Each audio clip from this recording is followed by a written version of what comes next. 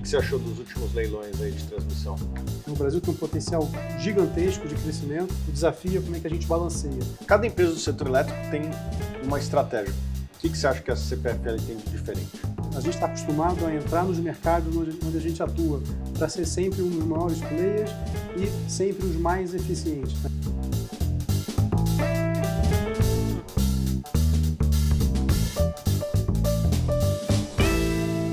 Sejam bem-vindos a mais um Entre Reis e CEOs, o meu programa aqui que eu entrevisto CEOs de empresas listadas no Brasil. E hoje eu estou com o Gustavo Estrella, CEO da CPFL. Tudo bom, Gustavo? Tudo bem, Thiago? Prazer estar aqui com você hoje. Legal. Gustavo, conta um pouquinho para a gente do histórico da CPFL e também do seu histórico que se mistura muito com essa companhia. Bom, mistura mesmo, né? Eu estou há 22 anos na CPFL, então eu entrei lá como analista financeiro, fiz minha carreira toda na área financeira, com diversas funções diferentes, relações com investidores, controladoria, novos negócios, enfim, uma série, CFO, né, e sou CEO da companhia desde 2019. É um período assim, de muita mudança e transformação. Eu entrei lá em 2001, né, a CPFL foi privatizada em 97, né, você lembra que no final da década de 90 foi a onda das privatizações no setor elétrico, né, então foi onde a gente começou a formar o grupo CPFL na forma como a gente tem hoje. Né? Começou com a privatização da CPFL Paulista, depois veio a Piratininga, começamos a investir em geração. Né? Abrimos o capital na Bolsa em 2004, né? A primeira empresa a listar em Nova York e na Bovespa ao mesmo tempo, um novo mercado de ADR nível 3 na época. Né? E daí, de lá para cá, uma história assim, de muito crescimento. Né? A gente passou aqui por uma série de desafios dentro do setor. Então, eu diria que setorialmente falando, a gente hoje tem um setor com uma robustez regulatória muito maior do que a gente tinha lá em 2001, né, mas que trouxe também muita oportunidade. Né? Então, crescemos, né, entramos em novos negócios, entramos em comercialização de energia, mais recentemente na transmissão, né, crescemos junto com o mercado e acho que hoje a gente tem uma empresa integrada. Né? Então, eu estou hoje em geração, transmissão, distribuição e comercialização, né? Um pouco essa visão de que os negócios geram sinergia entre eles, a gente consegue gerar uma empresa com mais geração de valor, dada essa sinergia que a gente tem entre os negócios. Quais são os principais ativos que você tem dentro dos segmentos do setor elétrico? Então, distribuição, geração, transmissão e comercialização. Tá bom, o nosso maior negócio é distribuição. Né? Eu estou basicamente no interior do estado de São Paulo, né? E no interior do estado do Rio Grande do Sul. Hoje, 2/3 do estado do Rio Grande do Sul é da CPFL. Eu tenho 10 milhões e 400 mil clientes, né, nessas duas áreas. Isso aqui hoje responde mais ou menos 57% do meu EBITDA nos últimos 12 meses. O nosso segundo maior negócio é geração. Eu sou praticamente 100% geração renovável, 96% geração renovável. Eu tenho ainda 2 térmicas que terminam a operação no final de 2024, então até o final do ano que vem a gente vai ser 100% geração renovável. Eu tenho 4,4 gigawatts de capacidade instalada, dividido aqui entre geração hidráulica, geração eólica, geração solar e biomassa. Então, são as 4 fontes renováveis que a gente tem. Né? Como eu te falei, isso aqui é um negócio que a gente cresceu muito, crescemos do zero no começo dos anos 2000, entrando em geração hidráulica.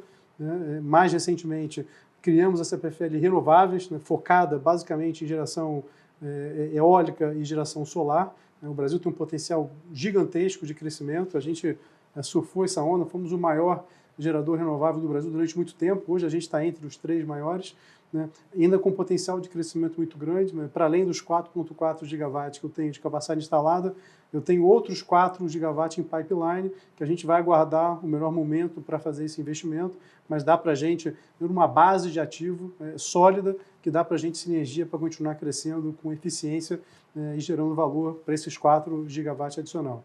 Esse negócio de geração hoje, ele representa 30% do meu negócio total, seguido da transmissão. Né? Ela vem com 8% de participação, aqui é uma participação mais recente. Né? O grande investimento que eu tenho em transmissão foi a aquisição da C3E Transmissão, na privatização em 2021. Hoje eu tenho mais de 6 mil quilômetros de rede no estado do Rio Grande do Sul. Então, um ativo importante hoje, que já compõe o nosso portfólio e que também dá para a gente a possibilidade de crescimento em transmissão. O Brasil precisa de muito investimento em transmissão, né? O governo tem feito uma série de leilões vendendo novas linhas de transmissão, né? A expectativa é que a gente participe desses leilões, né? Especialmente conectando o Nordeste com o Sul-Sudeste, né? Então dá também uma oportunidade de crescimento e, de novo, tendo já uma base de ativo, traz para a gente também capacidade de ser competitivo nesse segmento de transmissão. E, por último, a gente segue com a comercialização de energia, e aqui envolve não só comercialização de energia em si, né, mas uma série de serviços ligados ao consumo de energia elétrica, que a gente chama de, se prefere, soluções. Então, desde a construção de uma subestação, construção de uma linha de transmissão, até uma solução energética completa que a gente oferece para o nosso cliente. Isso é feito hoje via nossa comercializadora, além, obviamente, do trade de compra e venda de energia no mercado.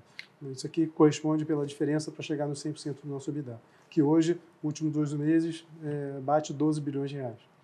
Vocês pretendem entrar em outros segmentos de infraestrutura? Alguns players do setor elétrico estão diversificando, vocês estudam isso? A gente vê muita oportunidade ainda na cadeia de energia, então a expectativa é que a gente mantenha foco nesses segmentos que a gente está hoje, crescendo os negócios que a gente já tem. Quais as oportunidades e riscos em cada um desses segmentos? A oportunidade que a gente vê, acho que um processo assim, de transformação muito grande no setor elétrico, até na própria forma como a gente se relaciona com a energia é cada vez mais relevante na nossa vida, a importância, né, até da forma como a gente gera, né? A gente hoje tem uma transição energética que o mundo inteiro está vivendo, o Brasil também, o Brasil com uma vantagem, né, Thiago? A gente sai de uma matriz para um país do tamanho do Brasil extremamente limpa, né? Hoje a gente tem quase 90% da matriz já é renovável, isso aqui está longe de ser realidade dos outros países do mundo, né? Então a gente está assim, muito à frente dos outros, né, nesse tema de transição energética. Não tira a gente dessa responsabilidade, né, de inovação em geração. Eu acho que se a gente voltar aqui talvez 10 ou 15 anos, veio a energia eólica, depois veio a energia solar, hoje a gente fala de hidrogênio verde. Acho que você tem, de fato, um processo de transformação que eu acho que é super saudável, né, para o mundo pensar em descarbonização. Precisa realmente falar de transição energética. Eu acho que a gente vive isso. Isso aqui também traz oportunidade de negócio. Acho que a gente viu isso em 2013, quando a gente criou a CPFL Renováveis, investimos em energia eólica, investimos em energia solar. Acho que olhando para frente, vendo como é que a gente encaixa a estratégia de negócios da CPFL, pelo tamanho, pelo porte. Acho que a gente está acostumado a entrar nos mercados onde a gente atua para ser sempre um dos maiores players e sempre os mais eficientes. Tá? Então a gente continua com essa estratégia, essa filosofia de negócio, e até por isso que a gente foca em alguns poucos segmentos para que a gente possa manter essa estratégia, mas atento a essa mudança que o mercado está vivendo hoje. Então, quando a gente olha em geração, acho que claramente a tendência é voltada para essa geração limpa e renovável, né? A gente já tem uma matriz praticamente 100% renovável. Final do ano que vem, 100% renovável. Eu tenho 2 térmicas que vão ser desligadas até o final do ano que vem, né? E olhando aqui as expectativas de crescimento em geração. Qual é o nosso desafio hoje, né? Então, se olhar do ponto de vista de país, você tem uma sobreoferta de energia muito grande, muito grande. O Brasil vai ter aqui, para os próximos 3 ou 5 anos, sobra de energia, então isso traz um desafio adicional para novos investimentos em geração, né? Em especial no reflexo que isso dá em preço. Obviamente, você tem oferta maior do que a demanda, você tem impacto em preço, é o que está acontecendo agora. A gente está aqui no 2º ano com o PLD, né, que é o preço spot de energia no piso, em torno de R$ 69, né? A expectativa é que ele continue em patamares muito baixos dos próximos anos, basicamente em função dessa sobreoferta que a gente tem. Isso, do ponto de vista do investidor, traz um desafio adicional, né, porque hoje o preço da energia, ele roda hoje, mesmo no longo prazo, abaixo do custo marginal de expansão. Então, isso traz um desafio para novos investimentos. Eu citei aqui do meu pipeline de 4 GB de potenciais novos projetos de geração. Possivelmente, eu vou ter que esperar um pouco para que eu consiga desenvolver esses projetos e com retorno adequado ao nível de investimento. Cada empresa do setor elétrico tem uma estratégia. O que você acha que a CPFL tem de diferente? De novo, assim, eu acho que a gente tem uma relevância muito grande no mercado, né, pelo nosso tamanho, pelas áreas onde a gente está atuando.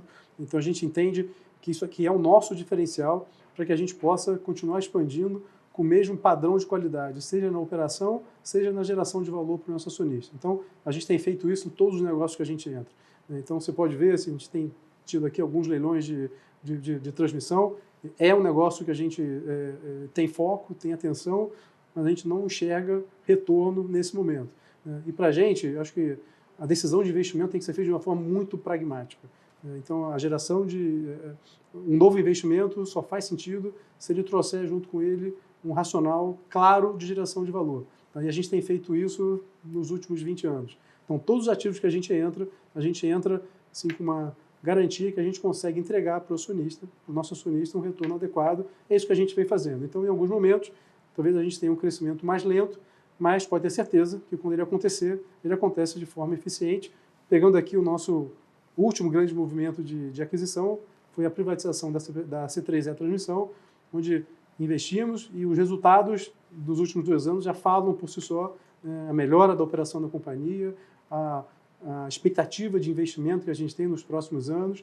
Então, é um ativo que a gente tem certeza que gera valor para o nosso acionista e a gente vai continuar dessa forma. Fala um pouquinho do histórico de resultados financeiros e também operacionais da empresa. Eu acho que a gente vem aqui nos últimos anos sofrendo, aqui, especial no período de pandemia ou de baixo crescimento econômico, aqui do lado negativo, com aumento de inadimplência nos últimos anos e um baixo crescimento de mercado. Isso aqui vem sendo compensado. Os meus negócios principais são indexados por inflação.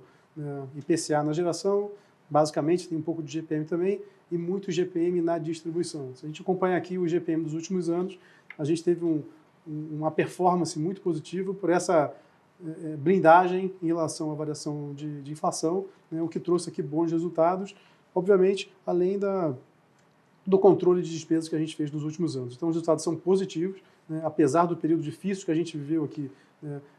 A minha inadimplência, historicamente, ela rodava em torno de 0,5, 0,6. Na pandemia, ela bateu 1,5. Hoje está em torno de 0,9. Então, ainda é um desafio para a gente. Para você ter uma ideia, eu tenho, talvez como a minha principal ferramenta de controle de inadimplência é o corte de energia. Se a gente voltar aqui uns 3 ou 4 anos atrás, eu fazia alguma coisa em torno de 70, 80 mil cortes por mês. Hoje eu faço mais de 200 mil. E para manter a inadimplência, praticamente o dobro do que eu tinha alguns anos atrás. Então, ainda é um desafio. A gente sabe que o controle de inadimplência ele passa pelas ações da CPFL, das ações da nossa companhia, mas também do crescimento econômico. A característica da conta de energia é que ela, em geral, é uma das últimas contas que o nosso cliente deixa de pagar. Então, quando ele começa a não pagar a minha conta, é porque ele já está com uma situação financeira muito deteriorada. É o que aconteceu durante a pandemia. A gente vê algum sinal de recuperação agora, mas a expectativa é que a gente volte aos patamares de inadimplência à medida que a gente tiver um crescimento econômico. Mas, se a gente olhar aqui, então, no histórico de resultado, característica do setor, um setor regulado, com resultados estáveis, e um gerador de caixa. Então, é o que a gente teve aqui nos últimos anos, queda de PIB em 2015, 2016, pandemia em 2020, a gente tem uma estabilidade de resultados e essa é a nossa expectativa quando a gente olha para frente. Como eu falei, a nossa regulação hoje ela é muito robusta e traz essa estabilidade que é necessária para esse tipo de negócio. Como você sabe, a gente tem processos de revisão tarifária que acontecem a cada 4 ou 5 anos, onde a gente reseta as margens com as margens regulatórias. Então, de fato, é realmente fácil você prever o resultado esperado das companhias de energia, dada a robustez da regulação que a gente tem hoje. Isso vale para períodos de crescimento muito expressivo, onde a gente tem um reset de tarifa mais alto, mas vale também para períodos de crise, como a gente teve nos últimos anos. Então, a expectativa, sim, é de continuar produzindo esses resultados para frente. Endividamento da empresa, como é que estão as métricas? A gente usa muita métrica de dívida líquida sobre EBITDA. A gente usa o que a gente chama de um critério mais de caixa, não é o critério do FRS. E hoje eu giro uma dívida em torno de 24 bilhões de reais, que dá uma alavancagem hoje em torno de 1,7, 1,8 vezes dívida EBITDA. Para você ter uma ideia, o meu covenant financeiro é 3,75, então tem uma alavancagem muito confortável. Nesse momento aqui de juro alto, isso é muito importante, mas dá para a gente também a capacidade de, se houver uma oportunidade de crescimento, eu consigo fazer isso usando o meu balanço. Posso usar a emissão de ações, é importante de estar com a empresa listada na Bolsa, mas a nossa preferência, obviamente, começa pelo aumento do endividamento. Tenho aqui algum espaço para usar essa minha alavancagem adicional para financiar algum ativo, caso seja interessante. Você acha que é mais M&A? Você acha que são, vamos dizer assim, leilões?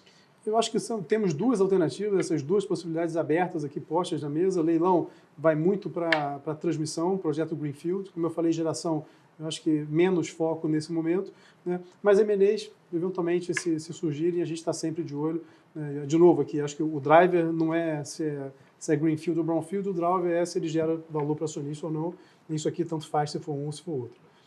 Só um ponto importante em relação à dívida que a gente não comentou, né, dos 24 bilhões de dívida, eu tenho uma receita hoje 100% em reais. Tá? Então, a minha dívida também é 100% em reais. Aqui, na nossa política, no nosso estatuto, eu não posso tomar exposição cambial.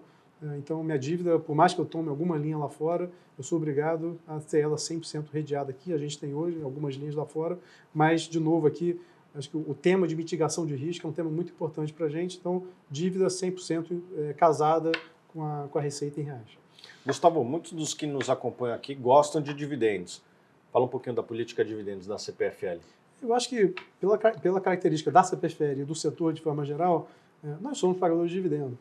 Então, eu acho que assim, o nosso desafio aqui é como é que a gente balanceia, né, o nosso crescimento com o pagamento de dividendos. Então, a nossa política estipula dividendo mínimo de 50%, né, do nosso lucro. Se a gente olhar no passado recente, eu geralmente pago 100%, né, mas quando tem algum ativo, alguma oportunidade, a gente pode reduzir em até 50%. De novo, o desafio é como é que a gente balanceia. Né? Porque se eu não tiver nenhuma perspectiva de crescimento, né, de uma nova aquisição, de um novo investimento, naturalmente a gente tende ao pagamento de dividendos. É o que a gente fez no passado, a expectativa é que faça no futuro também. O que você achou dos últimos leilões aí de transmissão? Eu acho desafiador assim, o tamanho dos deságios, né, nessas linhas. Falo aqui de quem construiu 2 linhas pequenas durante a pandemia. Né? Então eu peguei aqui toda a crise de aumento de commodity, falta de equipamento, falta de mão de obra, aumento de custo de forma generalizada. Né? Sofri bastante. 2 linhas já foram entregues, mas eu sofri bastante. Tive um sobrecusto importante nessas 2 linhas. Né? Eu acho que hoje a gente tem uma realidade diferente do que a gente tinha 3, 4, 5 anos atrás. Né? Então, o nível de preço é diferente, o custo da mão de obra é outro. Né? E isso, de alguma forma, na minha visão, deveria estar inserida no contexto dos leilões, na nossa visão que não está. Então, eu hoje te digo que eu sou pouquíssimo competitivo num leilão de transmissão, como esse que a gente teve na semana passada. Isso já aconteceu também nos leilões anteriores. A gente continua olhando, até por dever de ofício, acho que os lotes que nos interessam, que casam com a nossa estratégia de negócio, a gente continua analisando, a gente se coloca sempre pronto para participar do leilão, eventualmente bidar, se for o caso, mas eu não tenho nenhuma expectativa de ser competitivo quando eu achar que algum investimento não gera valor. Conta a evolução para nós da base acionária da empresa e como que está a fotografia hoje. Bom, a CPFL desde 97, então, como eu falei, ela foi privatizada, entrou ali um grupo de investidores locais, tinha ali Camargo Correia, Bradespar, a Previ, alguns outros fundos de pensão, né? Vieram com a gente, praticamente todos eles, até 2017, né? A Votorantim também. Em 2017 tem a mudança do controle e entra a State Grid. Para quem não conhece, a State Grid é a maior empresa de energia do mundo. Eles fornecem energia para quase 90% da China inteira. Então, praticamente toda transmissão e distribuição da China é da State Grid. Né? E eles começaram um processo de internacionalização nos últimos 10 anos. Né? Vieram para o Brasil, construíram as linhas de transmissão de Belo Monte, os Leões de Belo Monte, e em 2017 compraram a CPFL Energia. Hoje, o Brasil tem uma importância estratégica muito grande para a State Grid.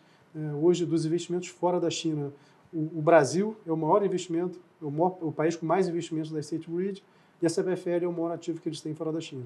Então, é um processo grande, né, de investimento externo que eles fizeram e escolheram a CPFL aqui para entrar e ser o player deles de distribuição no Brasil. Eles têm quantos por cento da empresa? Eles têm 84%. Então tem só 16%? Tem 16% float. Legal. E é novo mercado? Novo mercado. A empresa precisa se adaptar e ter 25% de float ou não? Não precisa pelo tamanho. Né? Eu tenho float acima de 4 bilhões, então não preciso. Gustavo, antes de começar, você falou que o sistema hoje está muito mais robusto do que estava em 2021, caso a gente tenha eventos como tivemos em 2021, que foi uma seca, se não me engano, a pior dos últimos 16 anos, né? Por que você acha que isso ocorre hoje? A gente hoje, Thiago, tem um fenômeno que é o seguinte, bom, o nosso centro de consumo de energia no Brasil está nas regiões sul e sudeste.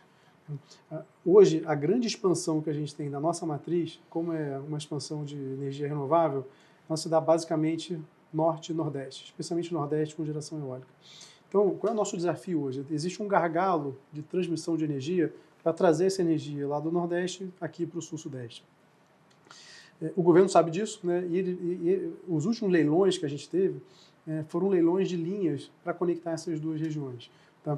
Então, teve uma virada importante depois de 2021, que foi a última crise grande que a gente teve aqui de hidrologia ruim, de que novas linhas entraram em operação, basicamente conectando essas regiões. Tá? Então, você teve aqui um aumento um pouco mais de 20% da capacidade de transporte de energia entre essas duas regiões. Tá? Então, hoje, o sistema é mais robusto, porque você tem, vamos começar pelas coisas boas, né? Então, você tem expansão da geração, expansão da transmissão. Infelizmente, em função da pandemia, você tem um consumo praticamente flat, em alguns anos até negativo.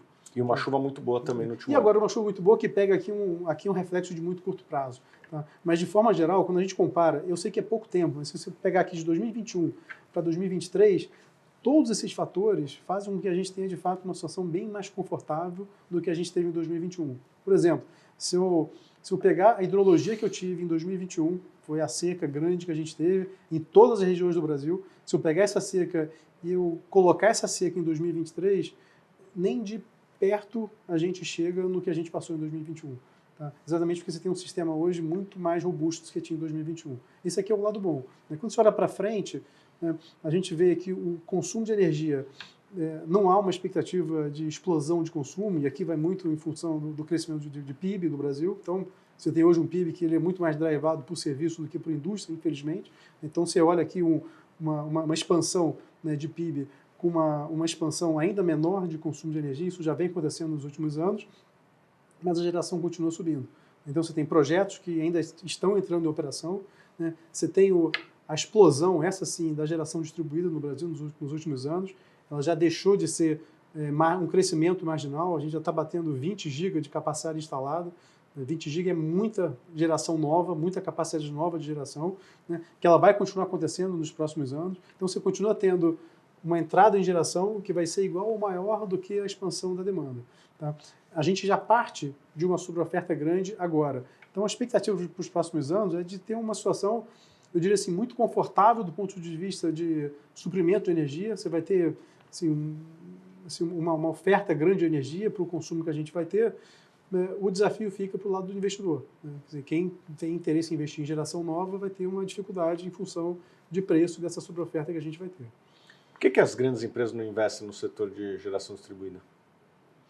Eu te digo, assim, eu já investi, logo no começo, lá em 2015, eu criei uma empresa de investimento em geração distribuída, que a gente desistiu do negócio.